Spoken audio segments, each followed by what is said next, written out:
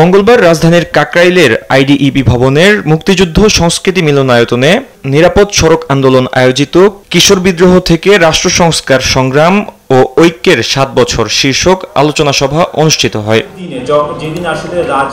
এতে সড়ক পরিবহন নিয়ে কমিশন গঠনের দাবি জানিয়ে নিরাপদ সড়ক ও পরিবহনে চাঁদাবাজির বিরুদ্ধে কার্যকর পদক্ষেপ নেওয়ার আহ্বান জানান বক্তারা। আমরা সবাই একত্রিত হয়েছিলাম এবং বুঝতে পেরেছিলাম নিরাপদ সড়ক লাগবে, কিন্তু তার পূর্বে একটা নিরাপদ দেশ লাগবে এবং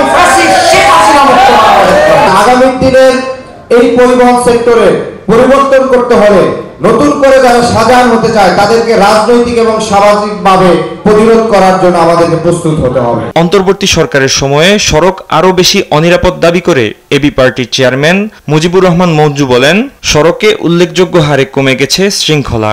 অন্তর্বর্তীকালীন সরকারের সময়ে আমরা আশা করেছিলাম সড়ক নিরাপত্তায়, সড়কের শৃঙ্খলায় কিছুটা হলেও ছাপ পড়বে, কিন্তু আমি বরং দেখছি এই সময়ে সড়কের শৃঙ্খলা আরো বেশি ঝুঁকিপূর্ণ হয়েছে।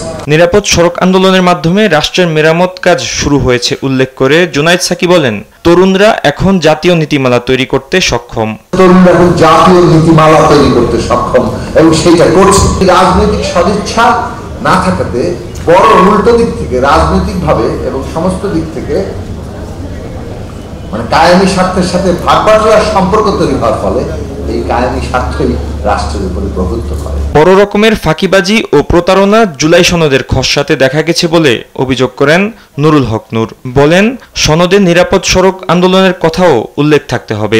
একটা বড় রকমের ফাঁকিবাজি এবং প্রতারণা এই জাতির জুলাই সনদ আমরা দেখতে পাচ্ছি, যেখানে আমি এখানে বিশেষ করে জুলাই সনদে নিরাপদ সড়ক আন্দোলনের কথা এবং কোটা সংস্কার আন্দোলনের সুস্পষ্টভাবে যারা ক্ষমতাকে দায়িত্ব মনে না করে ক্ষমতার মাধ্যমে অর্থ উপার্জন করে তারা ইতিহাসের আস্থা করে নিক্ষেপ হবে বলেও জানান নুরুল হক নূর।